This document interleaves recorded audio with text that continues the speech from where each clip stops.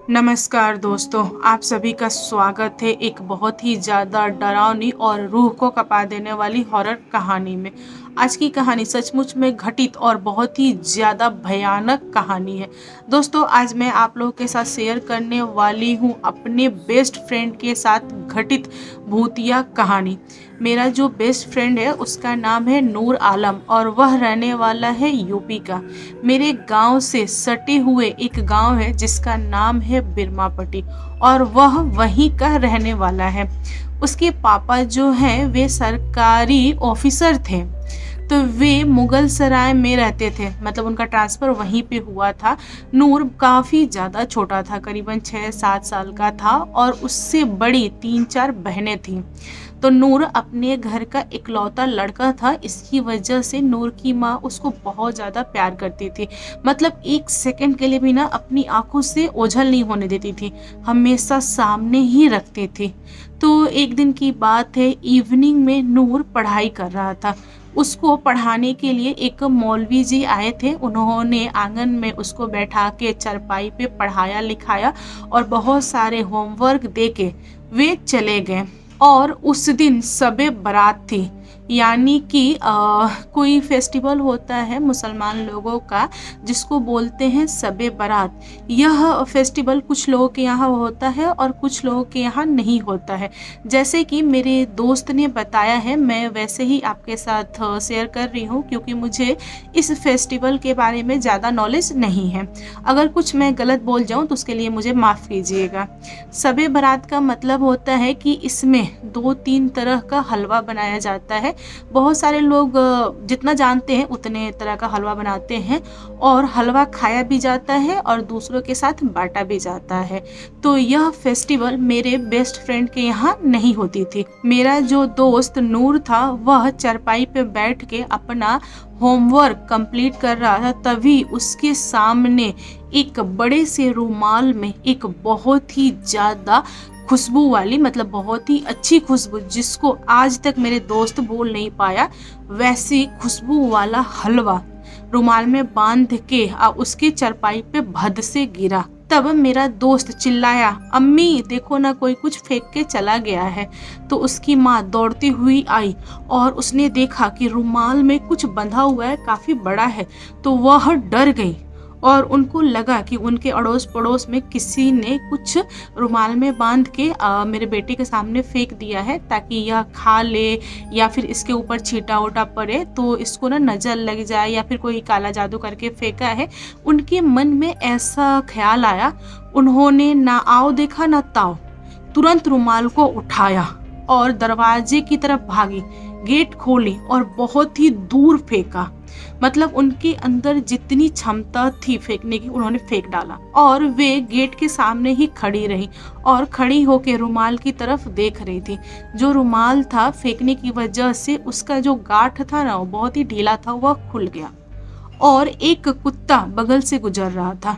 वह कुत्ता हलवा खा लिया और उसके बाद थोड़े ही देर में नूर की माँ वहीं गेट के सामने ही भद से गिर गई। अब नूर चिल्लाने लगा, अम्मी उठो ना, अम्मी उठो ना, अम्मी कुछ बोल क्यों नहीं रही हो। नूर जो था काफ़ी छोटा था, उसको ज़्यादा कुछ समझ में नहीं आया कि यहाँ पे क्या हुआ है, बट उसको इतना पता था कि मम्मी गिर गई है। तो वह दौड़ के गया, बगल में कुछ लोग रहते थे उनको बुला के लाया। तो वे लोग आए और नूर के पापा को बुला के लाए।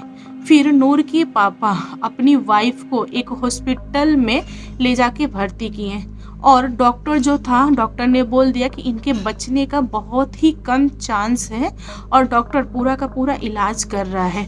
वह 2 दिन तक बेहोश रही और नूर के पापा ने नूर से बहुत सारे सवाल किए कि बेटा बताओ तुम्हारी मम्मी के साथ क्या हुआ, मम्मी क्यों गिरी, मम्मी ने कुछ कहा क्या, किसी ने कुछ बोला क्या, आखिर क्या है, कुछ बताओगे। तो नूर बस रोता रहा और बोला कि नहीं अब्बू, मुझे नहीं पता कि मम्मी के साथ क्या हुआ है, मम्मी बस गेट के सामने गिर गई। नूर हमेशा अपने पापा को यही बताता था। जब उसके अब्बू बार बार पूछते थे तो उसके पास बस एक ही जवाब रहता था और नूर के अब्बू यह सुन सुन के थक गए थे। उन्होंने बोला कि ठीक है, जाके तुम बैठो। दोस्तों, नूर के अब्बू गांव पे फोन किए और अपनी अम्मी को बोले कि अम्मी देखो ना, तुम्हारी बहू के साथ ऐसा ऐसा हो गया है और वह बेहोश है। मुझे ऐसा लग रहा है कि यहाँ से उसको लेकर गांव आना पड़ेगा। मुझे नहीं लग रहा है कि अब वो बच पाएगी, क्योंकि डॉक्टर ने भी जवाब दे दिया है। डॉक्टर बोल दिया है कि अगर ये 1-2 दिन में हल्का फुल्का भी होश में नहीं आती हैं तो फिर इनको हमेशा हॉस्पिटल में ही रखना पड़ेगा। मे बी यह कोमा में चली गई है। मतलब बहुत सारे रीजन डॉक्टर ने दिया। तब नूर की दादी ने उनके पापा को बोला कि बेटा ये सब तो ठीक है, एक काम करो, तुम किसी मौलवी से दिखाओ ना, मे बी इसको ऊपरवार ने पकड़ लिया हो, ये भी हो सकता है। तब नूर के अब्बू ने बोला कि नहीं अम्मी, डॉक्टर जो है ना वह कोई मेडिकल इशू बता रहा है। तो नूर की अम्मी बोली कि ठीक है, हम वो भी दिखाएंगे, मतलब डॉक्टरी भी दिखाएंगे, प्लस साथ में हम झाड़ फूक भी करेंगे। तुम एक काम करो, किसी अच्छे मौलवी को ले आओ और दिखवाओ, देखो क्या होता है, दिखवाने में क्या प्रॉब्लम है। तब नूर के अब्बू बहुत दूर गए और उन्होंने एक मौलवी का पता किया और उनको लेके आए। आने के बाद से मौलवी ने अपने तरीके से देखा सुना। तब मौलवी ने नूर के पापा को बोला कि हाँ, इनसे बहुत बड़ी गलती हुई है, तभी इनके ऊपर कोई हावी हो गया है और जो हावी हुआ है वह इनको ले जाना चाह रहा है अपने साथ। तो आप बताइए क्या करना है। तो नूर के अब्बू बोले कि कुछ भी हो, आप प्लीज मेरी वाइफ को बचा लीजिए, मेरे 4-5 बच्चे हैं, कैसे इनकी परवरिश होगा, अभी नूर बहुत ही छोटा है, तो आप कुछ कीजिए। तब मौलवी साहब ने अपने हिसाब से देखा होगा, पानी वानी बना के थोड़ा दिए, पिलाए उलाए, झाड़ फूक हुई। तब नूर की अम्मी होश में आई और वे बैठी। फिर नूर के पापा ने उनसे पूछा कि बताओ तुम्हारे साथ क्या हुआ है, आखिर तुम कैसे गिरी, तुमने क्या किया। तब नूर की मम्मी ने बताया कि मैंने कुछ नहीं किया, बस मेरा बेटा बैठ के पढ़ रहा था तो मुझे लगा कि किसी ने जादू टोना करके कुछ फेंक दिया है, तो मैं इसको नजर न लग जाए इस डर से उस सामान को उठाई और उठा के बाहर फेंक दी। बाहर जैसे ही फेंकी कुत्ते ने खा लिया, उसके बाद का मुझे कुछ भी याद नहीं है। तब नूर के अब्बू समझ गए कि इनके साथ क्या हुआ है। तो नूर के अब्बू ने हॉस्पिटल से अपनी वाइफ का डिस्चार्ज लिया और उसके बाद घर आए, मौलवी साहब को बुलाया और उसके बाद से नूर की अम्मी से माफ़ी मंगवाया गया। तो नूर की अम्मी ने हाथ जोड़ के बोला कि देखिए, आप जो कोई भी हो, प्लीज़ मुझे माफ़ कर दीजिए, मुझे नहीं पता था कि आप यहाँ रहते हैं और आपकी मर्जी के खिलाफ मैं चली गई, आप मुझे माफ़ कर दीजिए। तब मौलवी साहब ने खुलासा किया कि नूर की अम्मी के जो शरीर पे हावी हुआ है वह कोई नॉर्मल आत्मा नहीं, जिन्नात है और उस घर में बहुत पहले से जिन लोग रहते थे और वे लोग बहुत ही प्यार से रहते थे, कभी भी किसी का नुकसान नहीं करते थे। लेकिन उस दिन उन लोगों को नूर बहुत ही ज़्यादा क्यूट लगा, तो उन लोगों ने सोचा कि हम लोग हलवा खा रहे हैं तो क्यों ना इसको भी हलवा दे दें। तो वे लोग अच्छे नेक इरादे से लाए थे हलवा देने के लिए, खिलाने के लिए, बट नूर की मम्मी से एक गलती हो गई जिसकी वजह से वह लोग गुस्सा के उनको सज़ा देने के लिए ये सब कुछ किया। उस समय नूर के अब्बू ने बोला कि हाँ, मैंने बहुत बार एक इंसान को देखा है जो कि वाइट कलर का होता ना, कुर्ता पैजामा पहन के घूमता है, आता है जाता है, मैंने कभी भी उनको टोका नहीं और मैं जानता हूँ कि वे लोग काफ़ी समय से हैं, वे लोग कभी कभार रात में दिखाई दे देते हैं, मुझे सब कुछ समझ में आता है, फिर भी मैंने टोका नहीं और अपने फैमिली को बताया नहीं। मैंने सोचा कि अपनी फैमिली को बताऊंगा कि इस घर में जिन रहते हैं, जिनाद रहते हैं, तो घर वाले डर जाएंगे, तो इस वजह से मैं चुप रहा। बट आज मेरी वाइफ ने गलती कर दिया है तो प्लीज़ आप उसे माफ़ कर दीजिए।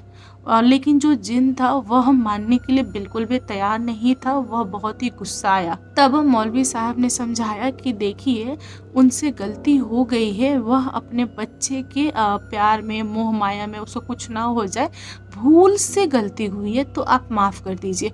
बहुत कुछ हो जाने के बाद से जिन ने उनको माफ़ किया और उसी दिन नूर के अब्बू ने क्या किया कि इस्तीफ़ा दे दिया सरकारी नौकरी से और उन्होंने बोला कि फैमिली इम्पॉर्टेंट है, मैं यहाँ पे नहीं रह सकता, मैं जाऊँगा गाँव और खेती बाड़ी करूँगा, मेरे बच्चे वहीं रहेंगे, क्योंकि गाँव की बात कुछ अलग होती है, अनजान शहर में है हम लोग और कुछ ना कुछ हो जाए तो फिर मैं माफ़ नहीं कर पाऊँगा खुद को। तो ये सारे लोग गाँव आके शिफ्ट हो गए और नूर का जो एडमिशन है वह मेरे ही स्कूल में हुआ। फिर हम दोनों बहुत ही अच्छे दोस्त बन गए। मुझे बचपन में नूर ने यह कहानी सुनाई थी और उसने बताया कि मेरी अम्मी का बचने का बिल्कुल भी चांस नहीं था, बट कैसो कैसो करके अम्मी बची। जब मैंने इस कहानी को सुना तब मेरे रोंगटे खड़े हो गए थे और मैं बचपन में बहुत ज़्यादा डर गई थी।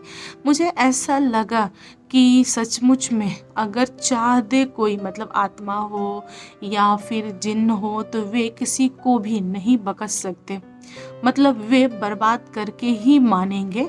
इसीलिए इंसान को हमेशा सतर्क रहना चाहिए, कभी भी ऐसी वैसी गलती नहीं करना चाहिए, वरना बहुत भारी कीमत भी चुकानी पड़ सकती है। तो दोस्तों आप लोग बताओ, आप लोग को कैसी लगी आज की कहानी पसंद आए तो प्लीज़ लाइक एंड शेयर कीजिएगा और मेरे चैनल पे न्यू आए हो तो चैनल को सब्सक्राइब करना। Thank you, bye bye.